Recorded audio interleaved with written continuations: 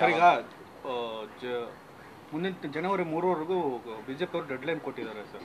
CBI ವಹಿಸಬೇಕು, ಇಲ್ಲದೆ ಇದ್ರೆ ನಾವು ಮನೆ ಮುತ್ತಿಗೆ.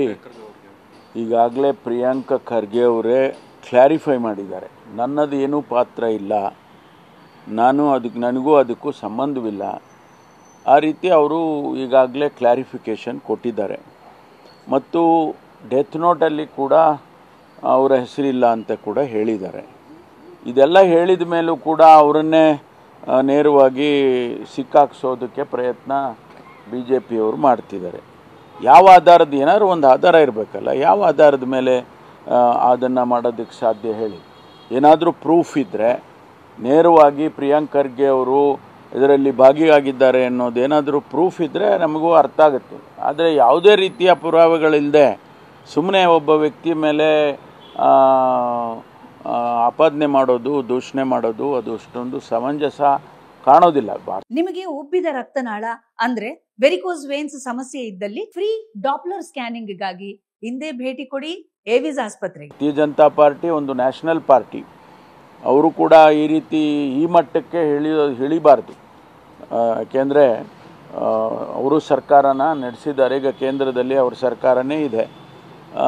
ಸರ್ಕಾರಗಳನ್ನು ನಡೆಸುವಂಥ ಸಂದರ್ಭದಲ್ಲಿ ಜವಾಬ್ದಾರಿಯಿಂದ ನಾವೆಲ್ಲರೂ ಕೂಡ ಕೆಲಸ ಮಾಡ್ತೇವೆ.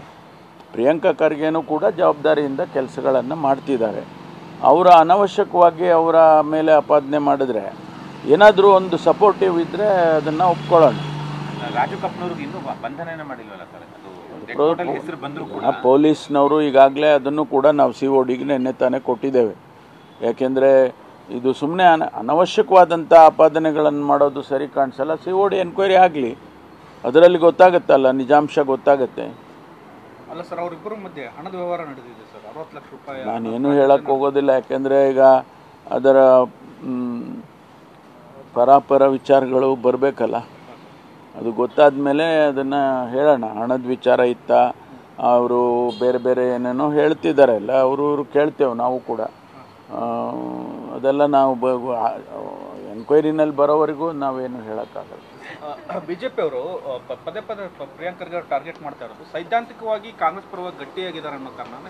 ನೋಡಿ, ಅನೇಕ ವಿಚಾರಗಳನ್ನು ಪ್ರಿಯಾಂಕ ಖರ್ಗೆ ಅವರು ಭಾರತೀಯ ಜನತಾ ಪಾರ್ಟಿಯ ವಿರುದ್ಧವಾಗಿ, ಜನತಾ ದಳದ ವಿರುದ್ಧವಾಗಿ ಅವರ ತಪ್ಪು ನೆಪ್ಪುಗಳನ್ನು ಅನೇಕ ಸಂದರ್ಭದಲ್ಲಿ ಸಾರ್ವಜನಿಕವಾಗಿ ಹೇಳಿದ್ದಾರೆ. ಸದನದಲ್ಲೂ ಹೇಳಿದ್ದಾರೆ, ಸದನದ ಹೊರಗೇನೂ ಹೇಳಿದ್ದಾರೆ. ಅದು ಸ್ವಾಭಾವಿಕವಾಗಿ BJP ಅವರಿಗೆ, ಜನತಾ ದಳದವರಿಗೆ ಅದು ಹಿಡಿಸೋದಿಲ್ಲ. ಹಾಗಾಗಿ ಅವ್ರ ಮೇಲೆ ಒಂದು ರೀತಿಯಲ್ಲಿ ಟಾರ್ಗೆಟ್ ಮಾಡ್ತಿದ್ದಾರೆ ಅಂತ ನನಗೂ ಕೂಡ ಅನಿಸುತ್ತೆ. ಸರ್, ಇನ್ನೊಂದು ಪೋಸ್ಟರ್ ಅಂಟಿಸ್ತಾ ಇದ್ದಾರೆ ಸರ್, ಪ್ರಿಯಾಂಕ್ ಖರ್ಗೆ ರಾಜೀನಾಮೆ ನೀಡಬೇಕು ಅನ್ನೋದು. ಹಿಂದೆ ನೀವು PCM ಮಾಡಿದ್ರಲ್ಲ, ಆ ಮಾದರಿಯಲ್ಲಿ ಸರ್ ಬಿಜೆಪಿ ಇಲ್ಲ, ಅವ್ರ ಕೆಲಸ ಮಾಡ್ತಾರೆ, ನಾವು ನಮ್ಮ ಕೆಲಸ ಮಾಡ್ತೀವಿ.